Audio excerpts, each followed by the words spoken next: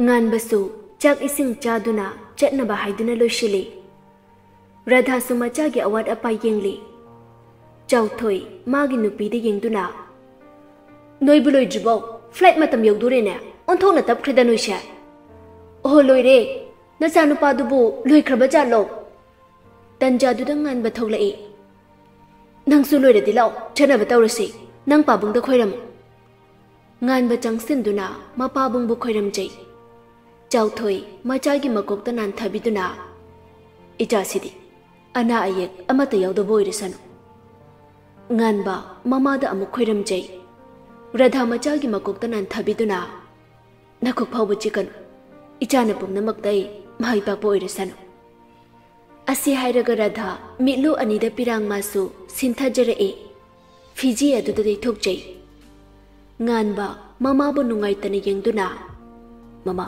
kapkanu si Mama na dumai kapade eiga manjatuinu Radha macha bu nungshini yengduna Mama kapti ya chathoi ba phajana chalu ko Chauthoi khudang da siriba gari adu da yengduna Thengkhre noi ba flight matam hindo khibana tok tare ne Asumna chatnaba gari ka khali gate lom dagi misna ga tha jaga su changai adu ubada Radha di saunung bana loire Radha gari da ka khatkhre Thaja ngan bagi manak ta changak tuna dangan ba se haiduna polythene khaw ma pi ngan ba polythene khaw du bu yengduna kainu siba farid ne mamal yam banate ahong bane dagi chalam dai sida aigi di piningai kai sulaiti nang ngasi aigi chalam dai sida piri basa aigi khoidai mamal yam ba potne Radha gari manung dagi ibungo lao chalasine thengkhre ne oima thajada amuk yengduna phajana leramuko thaja mangak tu nomduna dasu phajana chalo happy journey ngan bisu gari da tongkhat khri gari adu su thaukhri thajade gari aduna thaukhriba maikei duda milu pirang sintha duna leptuni gengduna leiri Misnana thajagi lingjum da paire e Kainu nangka piro Is punsigi halaru da basingai na kapkanu se arimba da piba mu yi aheng da ngan bana bani lohong bada kapna ba thamo ba Yare nang su ba Yam nuksina kramali da kaptana ga thawi O yam nuksira badu kainu khangdimi Yam nuksira ga nangsu ina khoya drop Yare lao chalasi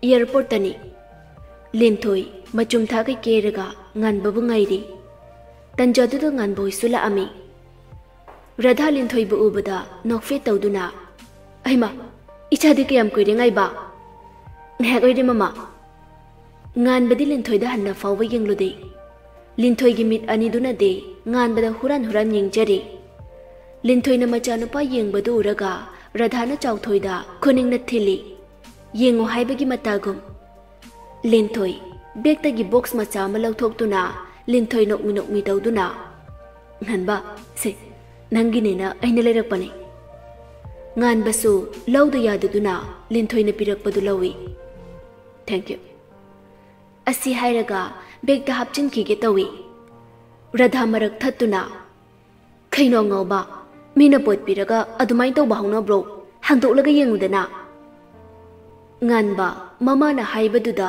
box to hangdoktuni yengi Fajaraba hand watch ama yaurami Yamna tangba hand watch ni Adabu nganbagi maphamdadi thajana piramba potuna hena magul leirami Radha hand watch to ubada Aima sidi yam phajai ne sidi yam tanglam gani ye Kaise tangba nate da mama 50k khaktane Nganba watch to pamdraba Pami Moi baba yamna sai hai mai yam ta thaklu siba Chauthoi magi nupi gi ingitu khangladuna Oh hoi lao Asi haiduna chatki ngan baga Linthoi ga khakta ngairi Linthoi nokfet Nganba ngasi nang chalamdai sida haigi pukning yoiba wa kharaduna phamda haige hayo kay wano Nganba ay nang butamo sing nanusirure Lintoy Nganba aseng bani ay nang bu tamo sing nanusirure Lintoy nang nay bu nusibi badudi ay gilay bak phabani ado ay gi khang na balay Lintoy ngan bagi wadu tabada thamoy machet tana kai ki milu anida pirang ihawrai mahak tu kanana mahak to atay kana sunate thaja haidi babungi driver gi machada mane mahak nei gi dipom na magni mahade gi thajani Lintoy ngan bagi wadu taraga hena awaba pibagum thokli nganba e chalake asi haira maga chenki Lintoy na chenki badu ubada Radha ga Chauthoi gi su macha gi manakta changai Radha macha da yenduna ibe Lintoy na chen krisina kai gino kaisu tawdi deima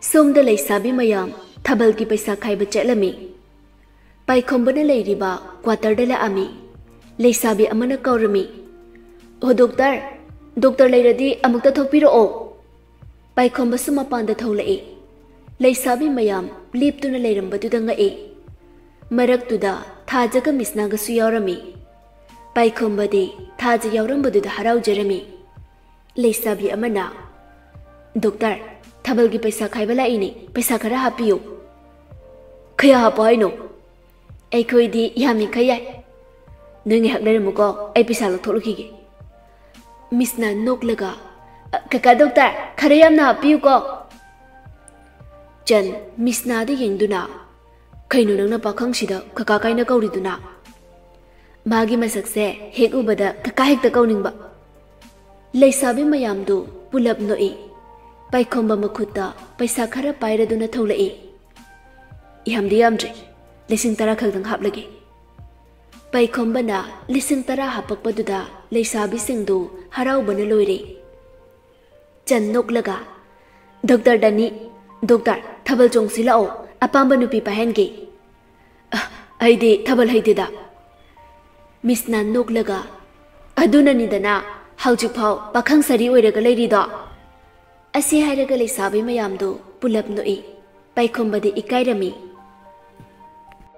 Rajensu ayuk ki chak ising chaduna hobe thabak la ami Radha Rajen lakpadu ubada machindu paiduna imungda changki ke tawi Rajen Radha da yengduna itei bema ekhoi tai bungobu Radha mamaido Rajen da onchilai ho noi tai bungodo thabak chakhrene taibungon na dingarang ngasi si kharanga na lao thabak ama chatkadaba layena haibani adu raja haujiti nang thabak laktrasu yarani nangi mahut driver ama thami itebema karino haibiri basiba raja tasengna hairabada nang nai khogi driver oibase aina pamdraba itebema aina kari soikibana aibu thabak taki lothokpiribano Pumnamakse nangi na chanupina thokan bangaktan nangbu thabak lothopagi maram nangna nangi na chanupida hang itebema karino itebema na haibiri basiba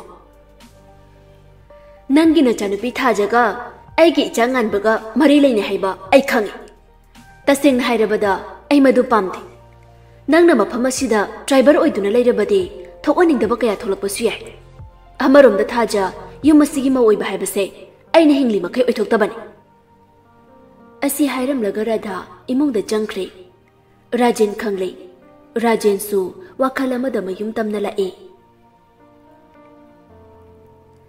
somda memcha mangonda phanik londuna leirami Rajen konthonglomde changai memcha mapuroi bachangak padobada kaino moiba thabak chatnina hobe chatpi khraga amuk hanbiraklade kari kaubiramage Rajen wakhalna lumthakibana magi nupina hairibadu taramde memcha mapuroi bagi matautuda ngakpadi phaurami moiba handakti Rajen tarami kaidore memcha ꯃꯄꯨꯔꯣꯏꯕꯒꯤ ꯃꯇꯧꯗꯨꯗ ꯉꯛꯄꯅ ꯂꯣꯏꯔꯦ꯫ ꯃꯣꯏꯕꯥ ꯀꯩꯗꯧꯕꯤꯔꯒꯦ? ꯔꯥꯖꯦꯟ ꯃꯪꯒꯣꯟꯗꯨꯗ ꯐꯝꯗꯨꯅ ꯃꯃꯥ ꯏꯁꯤꯡ glass ꯑꯝꯇ ꯄꯨꯔꯛꯑꯣ꯫ ꯍꯣꯏ ꯄꯨꯖꯔꯒꯦ ꯑꯁꯤ ꯍꯥꯏꯔꯒ ꯏꯃꯨꯡꯗ ꯆꯪꯈꯤ꯫ ꯔꯥꯖꯦꯟꯁꯨ ꯎꯪꯗꯨꯅ ꯂꯩꯔꯦ꯫ ꯃꯦꯝꯆꯥꯁꯨ ꯏꯃꯨꯡꯗꯒꯤ ꯏꯁꯤꯡ ꯒ꯭ꯂꯥꯁ ꯑꯃ ꯄꯨꯗꯨꯅ ꯊꯣꯛꯂꯛꯏ꯫ ꯃꯣꯏꯕꯥ ꯏꯁꯤꯡ꯫ ꯔꯥꯖꯦꯟ ꯏꯁꯤꯡꯗꯨ ꯂꯧꯗꯨꯅ ꯊꯛꯏ꯫ ꯂꯣꯏꯔꯗꯨꯅ ꯒ꯭ꯂꯥꯁꯇꯨ ꯃꯦꯝꯆꯥꯗ ꯑꯃꯨꯛ ꯄꯤꯔꯝꯃꯤ꯫ ꯃꯦꯝꯆꯥ ꯉꯁꯤ ꯃꯄꯨꯔꯣꯏꯕꯅ ꯇꯧꯔꯤꯕꯁꯤ ꯀꯔꯤꯅꯣ ꯍꯥꯏꯕ ꯈꯪꯗ꯭ꯔꯦ꯫ ꯃꯣꯏꯕꯥ ꯉꯁꯤꯁꯤꯕꯨ ꯀꯩꯗꯧꯕꯤꯔꯒꯦ? ꯋꯥꯈꯜ ꯏꯅꯨꯡ ꯅꯨꯡꯉꯥꯏꯇꯅ ꯎꯏ꯫ ꯃꯃꯥ ꯑꯩ ꯊꯕꯛ ꯇꯣꯛꯑꯦ꯫ ꯀꯔꯤꯅꯣ ꯃꯣꯏꯕꯥꯅ ꯍꯥꯏꯕꯤꯔꯤꯕꯁꯤꯕꯣ? ꯀꯔꯤ ꯃꯔꯝꯒꯤ ꯇꯣꯛꯂꯤꯕ? ꯔꯥꯖꯦꯟ ꯁꯣꯔ ꯁꯥꯡꯅ ꯍꯣꯟꯊꯗꯨꯅ ꯋꯥꯔꯤ ꯄꯨꯝꯕ ꯃꯥꯒꯤ ꯅꯨꯄꯤꯗ ꯂꯤꯔꯝꯃꯤ꯫ ꯃꯦꯝꯆꯥ ꯁꯥꯎꯅ ꯑꯩꯒꯤ ꯏꯆꯥꯃꯛꯅ ꯑꯗꯨꯒꯨꯝꯕ ꯊꯕꯛꯇꯣ ꯇꯧꯔꯕ? ꯇꯟꯖꯥꯗꯨꯗ ꯊꯥꯖ ꯊꯣꯡꯒꯥꯜꯂꯣꯝꯗꯒꯤ ꯆꯪꯉꯛꯏ꯫ ꯊꯥꯖ ꯃꯄꯥ ꯂꯩꯔꯝꯕꯗꯨ ꯎꯕꯗ ꯕꯕꯥ ꯉꯁꯤꯗꯤ ꯊꯕꯛ ꯆꯠꯇ꯭ꯔꯕꯣ? ꯃꯦꯝꯆꯥ ꯃꯆꯥꯒꯤ ꯃꯅꯥꯛꯇ ꯆꯪꯁꯤꯜꯗꯨꯅ ꯃꯆꯥꯒꯤ ꯈꯖꯥꯏꯗ ꯈꯨꯕꯥꯛꯅ ꯊꯥꯔꯝꯃꯤ꯫ ꯔꯥꯖꯦꯟ ꯈꯣꯟꯖꯦꯜ ꯀꯜꯂꯞ ꯃꯃꯥ! ꯃꯦꯝꯆꯥ ꯁꯥꯎꯅ ꯃꯆꯥꯕꯨ ꯌꯦꯡꯗꯨꯅ ꯅꯪ ꯇꯥꯏꯕꯨꯡꯉꯣ ꯆꯥꯎꯊꯣꯏꯒꯤ ꯃꯆꯥ ꯉꯥꯟꯕꯒ ꯀꯔꯤ ꯃꯔꯤ ꯂꯩꯅꯩ ꯍꯥꯏꯌꯨ? ꯏꯃꯥ ꯍꯥꯏꯌꯨ, ꯃꯤꯅ ꯍꯥꯏꯔꯤꯁꯤ ꯆꯨꯝꯕ꯭ꯔꯥ? ꯊꯥꯖ ꯃꯃꯥꯅ ꯉꯥꯡꯂꯤꯕꯗꯨ ꯈꯨꯝꯗꯕꯤ ꯃꯆꯤꯟꯗꯨ ꯈꯨꯝꯗꯨꯅ ꯀꯞꯂꯤ꯫ ꯃꯤꯅ ꯍꯥꯏꯔꯤꯁꯦ ꯆꯨꯝꯃꯤ ꯅꯠꯇ꯭ꯔꯥ? ꯊꯥꯛ ꯅꯦꯝꯕ ꯅꯪꯅ ꯊꯥꯛ ꯋꯥꯡꯕ ꯀꯔꯤꯒꯤ ꯄꯥꯝꯃꯤ ꯍꯥꯏꯌꯨ? ꯑꯁꯤ ꯍꯥꯏꯗꯨꯅ ꯃꯆꯥꯒꯤ ꯈꯖꯥꯏꯗ ꯑꯣꯟꯗꯨꯅ ꯈꯨꯕꯥꯛꯅ ꯊꯥꯔꯝꯃꯤ꯫ ꯔꯥꯖꯦꯟ ꯃꯥꯒꯤ ꯅꯨꯄꯤꯒꯤ ꯃꯈꯨꯠꯇꯨ ꯐꯥꯗꯨꯅ ꯃꯃꯥ ꯀꯔꯤꯅꯣ ꯅꯪꯕꯨ ꯉꯥꯎꯔꯕꯣ? ꯏꯃꯥ ꯅꯆꯥ ꯂꯟꯖꯔꯦ꯫ ꯉꯁꯤꯗꯤ ꯅꯪꯕꯨ ꯄꯣꯛꯂꯨꯕꯒꯤ ꯃꯍꯩ ꯐꯪꯂꯦꯗꯅ, ꯅꯄꯥꯕꯨꯁꯨ ꯃꯤꯅ ꯊꯤꯅ ꯉꯥꯡꯍꯜꯂꯦꯗꯅ, ꯅꯪ ꯄꯦꯜꯂꯕ ꯅꯠꯇ꯭ꯔꯣ? ꯃꯃꯥ ꯌꯥꯔꯦ, ꯃꯁꯤꯗ ꯏꯆꯥꯒꯤ ꯀꯔꯤ ꯃꯔꯥꯜꯅꯣ? ꯂꯥꯜꯂꯤꯕꯗꯤ ꯑꯩꯈꯣꯏꯅꯤ꯫ ꯃꯆꯥꯗ ꯑꯃꯨꯛ ꯌꯦꯡꯗꯨꯅ ꯏꯆꯥ ꯊꯣꯏꯕꯤ ꯅꯪ ꯀꯥꯗ ꯆꯪꯉꯨ꯫ ꯊꯥꯖ ꯀꯞꯇꯨꯅ ꯆꯦꯟꯁꯤꯟꯈꯤ꯫ ꯄꯥꯏꯈꯣꯝꯕ ꯃꯥꯒꯤ ꯀ꯭ꯋꯥꯇꯔꯗ ꯂꯩꯕ ꯋꯥꯔꯗꯨꯅ ꯊꯥꯖ ꯍꯣꯏꯗ ꯂꯥꯛꯑꯝꯃꯤ꯫ ꯊꯣꯡꯒꯥꯜ ꯍꯦꯛ ꯆꯪꯉꯛꯄꯒ ꯈꯣꯟꯖꯦꯜ ꯑꯃ ꯇꯥꯔꯛꯏ꯫ ꯂꯨꯈꯣꯏ ꯁꯥꯎꯅ ꯔꯥꯖꯦꯟ ꯅꯪꯅ ꯇꯧꯔꯤꯕꯁꯤ ꯀꯔꯤꯅꯣ? ꯑꯁꯨꯛ ꯀꯨꯏꯅ ꯍꯥꯏꯅꯗꯨꯅ ꯂꯥꯛꯂꯒ ꯍꯌꯦꯡꯗ ꯉꯥꯏꯔꯤ ꯂꯥꯌꯦꯡꯕ ꯆꯠꯀꯗꯕꯗꯤ, ꯑꯗꯨꯒ ꯍꯧꯖꯤꯛꯄꯨ ꯄꯩꯁꯥ ꯂꯩꯇ꯭ꯔꯦ ꯍꯥꯏꯔꯤꯁꯤꯕꯨ ꯀꯔꯤꯅꯣ? ꯔꯥꯖꯦꯟ ꯂꯨꯈꯣꯏꯗ ꯌꯦꯡꯗꯨꯅ ꯃꯃꯥ ꯃꯇꯝ ꯈꯖꯤꯛꯇꯪꯗꯤ ꯉꯥꯏꯕꯤꯔꯣ꯫ ꯔꯥꯖꯦꯟ ꯃꯗꯨ ꯌꯥꯔꯣꯏ꯫ ꯑꯁꯨꯛ ꯀꯨꯏꯕꯁꯤ ꯑꯩ ꯉꯥꯏꯗꯨꯅ ꯂꯥꯛꯈꯤꯕꯅꯤ꯫ ꯑꯩ ꯍꯌꯦꯡ ꯂꯥꯛꯀꯅꯤ꯫ ꯑꯩꯒꯤ ꯁꯦꯟꯐꯝꯗꯣ ꯄꯤꯗ꯭ꯔꯕꯗꯤ ꯌꯨꯝ ꯍꯣꯡꯒꯣꯜ ꯑꯁꯦ ꯑꯩꯒꯤ ꯃꯤꯡꯗ ꯑꯣꯟꯁꯤꯟꯕ ꯇꯥꯕꯅꯤ꯫ ꯃꯃꯥ ꯑꯗꯨꯗꯗꯤ ꯍꯥꯏꯕꯤꯒꯅꯨ꯫ ꯈꯪꯗꯦ ꯈꯪꯗꯦ, ꯍꯌꯦꯡ ꯄꯩꯁꯥ ꯊꯥꯅꯃꯨ ꯍꯥꯏꯔꯤꯕꯁꯤꯅꯤ꯫ ꯑꯁꯤ ꯍꯥꯏꯔꯝꯃꯒ ꯁꯥꯎꯅ ꯆꯠꯈꯤ꯫ ꯔꯥꯖꯦꯟ ꯃꯊꯥ ꯁꯥꯕꯅ ꯌꯥꯗ꯭ꯔꯦ꯫ ꯄꯥꯏꯈꯣꯝꯕꯁꯨ ꯆꯪꯉꯛꯏ꯫ ꯄꯥꯏꯈꯣꯝꯕꯗꯤ ꯁꯥꯟꯅꯔꯤꯕ ꯋꯥꯔꯤ ꯃꯌꯥꯝꯗꯨ ꯂꯣꯏꯅ ꯇꯥꯍꯧꯔꯕꯅꯤ꯫ ꯄꯥꯏꯈꯣꯝꯕ ꯔꯥꯖꯦꯟꯗ ꯌꯦꯡꯗꯨꯅ ꯀꯀꯥ꯫ ꯔꯥꯖꯦꯟ ꯌꯦꯡꯉꯛꯏ꯫ ꯄꯥꯏꯈꯣꯝꯕ ꯑꯣꯏꯔꯝꯕꯗꯨꯗ ꯏꯕꯨꯡꯉꯣ ꯅꯪ ꯂꯥꯛꯏꯗꯅ, ꯆꯪꯉꯨ ꯃꯣꯔꯥꯁꯤꯗ ꯐꯝꯃꯨ ꯂꯥꯎ꯫ ꯄꯥꯏꯈꯣꯝꯕ ꯆꯪꯉꯛꯇꯨꯅ ꯃꯣꯔꯥ ꯑꯗꯨꯗ ꯐꯝꯃꯤ꯫ ꯄꯥꯏꯈꯣꯝꯕ ꯔꯥꯖꯦꯟꯗ ꯌꯦꯡꯗꯨꯅ ꯀꯀꯥ ꯍꯧꯖꯤꯛꯀꯤ ꯑꯍꯟꯗꯨꯕꯨ ꯀꯅꯥꯅꯣ? ꯀꯩꯗꯧꯕ ꯂꯥꯛꯂꯝꯃꯤꯅꯣ? ꯑꯩꯈꯣꯏ ꯂꯩꯀꯥꯏꯒꯤ ꯑꯍꯜꯅꯤ꯫ ꯁꯦꯟ ꯄꯥꯏꯈ꯭ꯔꯕ, ꯃꯥꯒꯤ ꯁꯦꯟ ꯈꯔ ꯂꯩꯕ ꯑꯗꯨ ꯊꯧꯕ ꯂꯥꯛꯑꯝꯕꯅꯤ ꯏꯕꯨꯡꯉꯣ꯫ ꯀꯌꯥꯝ ꯌꯥꯝꯕ ꯁꯦꯟꯅꯣ ꯀꯀꯥ? 1.5 ꯏꯕꯨꯡꯉꯣ꯫ ꯀꯀꯥ ꯁꯦꯟꯗꯣ ꯑꯩ ꯄꯤꯖꯔꯒꯦ, ꯍꯧꯖꯤꯛꯇꯤ ꯌꯥꯎꯔꯛꯇ꯭ꯔꯤ꯫ ꯑꯩ ꯍꯣꯔꯦꯟ ꯕꯦꯡꯛꯗꯒꯤ ꯀꯥꯏꯔꯒ ꯅꯨꯃꯤꯗꯥꯡ ꯋꯥꯏꯔꯝ ꯊꯤꯟꯖꯔꯛꯂꯒꯦ꯫ ꯏꯕꯨꯡꯉꯣ ꯌꯥꯅꯤ ꯄꯤꯗ꯭ꯔꯕꯁꯨ, ꯀꯀꯥ ꯍꯣꯔꯦꯟ ꯆꯠꯂꯒ ꯃꯇꯝ ꯈꯔ ꯉꯥꯏꯕꯤꯌꯨ ꯍꯥꯏꯖꯔꯨꯒꯦ꯫ ꯀꯀꯥꯅ ꯑꯩꯁꯦ ꯃꯤꯇꯣꯞꯅꯤ ꯍꯥꯏꯅ ꯈꯜꯂ ꯃꯥꯜꯂꯦ꯫ ꯑꯗꯨꯒꯤ ꯅꯠꯇꯦ ꯏꯕꯨꯡꯉꯣ, ꯑꯩꯗꯤ ꯏꯕꯨꯡꯉꯣꯁꯦ ꯑꯩꯒꯤ ꯏꯆꯥꯃꯛꯅꯤ ꯈꯜꯂꯤꯕꯅꯤ꯫ ꯀꯀꯥ ꯑꯩꯕꯨ ꯀꯀꯥꯒꯤ ꯏꯆꯥꯃꯛꯅꯤ ꯈꯜꯂꯗꯤ ꯑꯩꯅ ꯍꯥꯏꯔꯤꯁꯤ ꯌꯥꯕꯤꯌꯨ꯫ ꯄꯥꯏꯈꯣꯝꯕꯅ ꯍꯥꯏꯃꯟꯕꯗꯒꯤ ꯔꯥꯖꯦꯟꯁꯨ ꯌꯥꯔꯦ꯫ ꯑꯁꯨꯝꯅ ꯅꯣꯡꯃ ꯅꯤꯅꯤ ꯍꯧꯈ꯭ꯔꯦ꯫ ꯃꯤꯁꯅꯥꯁꯨ ꯂꯥꯏꯖꯥ ꯍꯣꯏꯗ ꯂꯥꯛꯑꯝꯃꯤ꯫ ꯃꯦꯝꯆꯥ ꯃꯥꯡꯒꯣꯟꯗ ꯋꯥꯏ ꯁꯤꯠꯇꯨꯅ ꯂꯩꯔꯝꯃꯤ꯫ ꯃꯤꯁꯅ ꯃꯦꯝꯆꯥꯗ ꯌꯦꯡꯗꯨꯅ ꯏꯟꯗꯣꯝꯆꯥ ꯊꯥꯖꯕꯨ ꯂꯩꯇꯕ꯭ꯔꯣ? ꯂꯩꯕꯅꯦ ꯂꯩꯕꯅꯦ ꯃꯥꯒꯤ ꯀꯥꯗ꯫ ꯑꯗꯣ ꯃꯤꯁꯅ ꯉꯁꯤꯗꯤ ꯏꯟꯗꯣꯝꯆꯥ ꯅꯪꯉꯣꯟꯗ ꯋꯥ ꯈꯔ ꯍꯥꯏꯒꯦ꯫ Kay wanu indomcha haibiyo yani. Atay karisu nate. Aikhoi thajaga ibungo nganbaga mari lene haiba indomcha ju khangle. Aduna nangna thajabu nganbagi wakhal thadoknaba khara hayo. Indomcha Misna makoina ina kara khunbani. Aikhoina lairabani. Nganbagi mama mapana mabu mamo oiba pamde. Mina thina hainabado indomcha pamde. Aduna nangna thajagi pukning unaba khara hayo. Hoi indomcha chango chango. Misna su thajagi kada changai. Thaja kaptuna lerami. Misna changakpadu ubada mapidu taithoktuna. Misna nang lairo phamula. Misna su thaja manakta phamtharaktuna. Nangbu kaidorage namai namito ipompom lituna. Nangbu kapiro. Kapti kaigi kaptuino. Indomchana wakara hairi. Imana hairakli buwada. Ai sukhangi. Ato Misna mabu kaubudi ai ngamui. Ai mabu thamusina nuksiye. Misna thajagi mataududa nungaitana. Kaigi kapino kapkanusi. Ai nangna kapasa ai yengba ngamdeba. Ato thaja dangan bade pau phauraktra. Phaurakte. Ato Misna sige wase dangan ba mafamdadi yohanbiganu. Mana takrabadi mayamna tungai ruihe. Yolohe aibo ngaubiro. Asumna wari kaya sanari. Somda nganbasu yore. Hek yobaga phone du on tawduna thaja number da call tawrami. Aduba phone du off aire. Nganba phone du da yengduna. Off aire ne kadoro jano.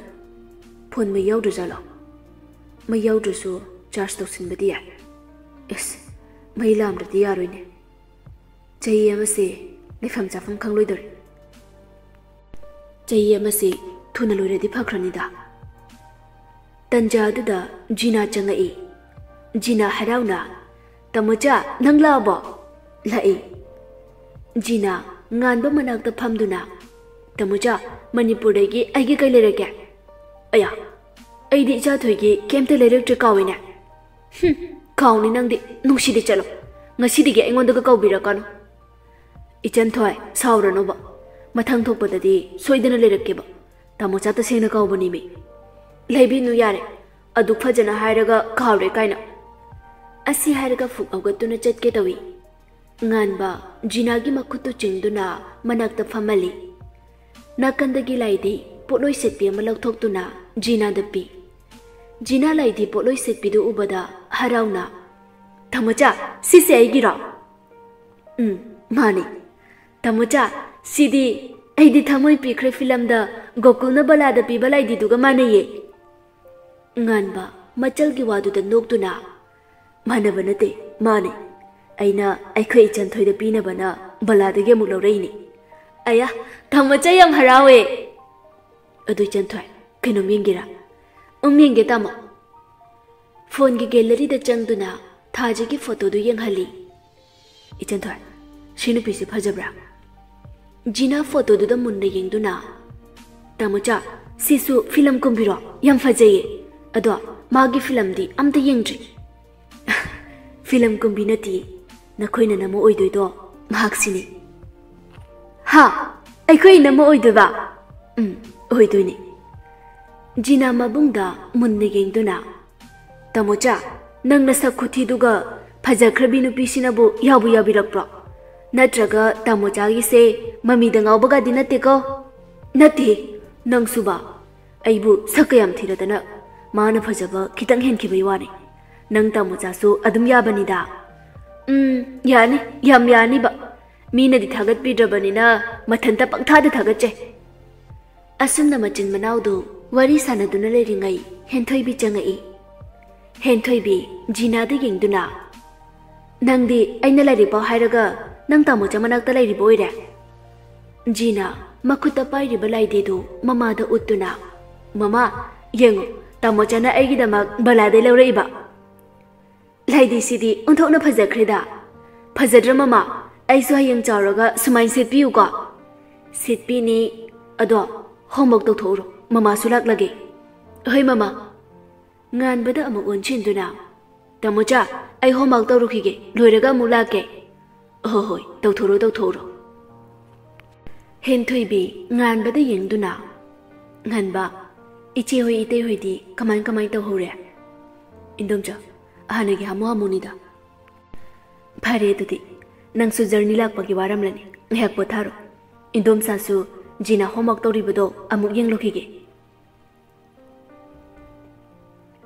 ꯑꯁꯤ ꯍꯥꯏꯔꯒ ꯍꯦꯟꯊꯣꯏꯕꯤꯁꯨ ꯊꯣꯛꯈ꯭ꯔꯦ ꯉꯥꯟꯕ phone ꯌꯦꯡꯗꯨꯅ ꯂꯥꯏꯖ ꯅꯝꯕꯔꯗ ꯑꯃꯨꯛ call ꯇꯧꯁꯤꯜꯂꯤ ꯍꯟꯗꯛ ꯑꯃꯨꯛꯁꯨ of ꯍꯥꯏꯔꯛꯑꯝꯃꯤ ꯉꯥꯟꯕ ꯃꯆꯤꯟꯗ ꯁꯣꯜꯂꯤ ꯀꯩꯒꯤꯅꯣ ꯃꯥꯅ ꯑꯣꯐ ꯊꯝꯂꯤꯁꯤꯕꯣ ꯏꯁ ꯑꯩꯅꯦ ꯂꯩꯐꯝ ꯆꯥꯐꯝꯒ ꯈꯪꯂꯣꯏꯗꯣꯔꯤ ꯑꯩꯕꯨ ꯏꯃꯥꯗꯣ ꯐꯣꯟ ꯇꯧꯔꯒ ꯃꯩ ꯂꯥꯛꯄ꯭ꯔꯥ ꯍꯪꯁꯤꯔꯅꯦ ꯑꯗꯨ ꯍꯪꯂꯨꯕꯗ ꯏꯃꯥꯅ ꯆꯤꯡꯅꯈꯤꯕ ꯌꯥꯏ ꯑꯩ ꯍꯪꯂꯔꯣꯏꯒꯦꯗ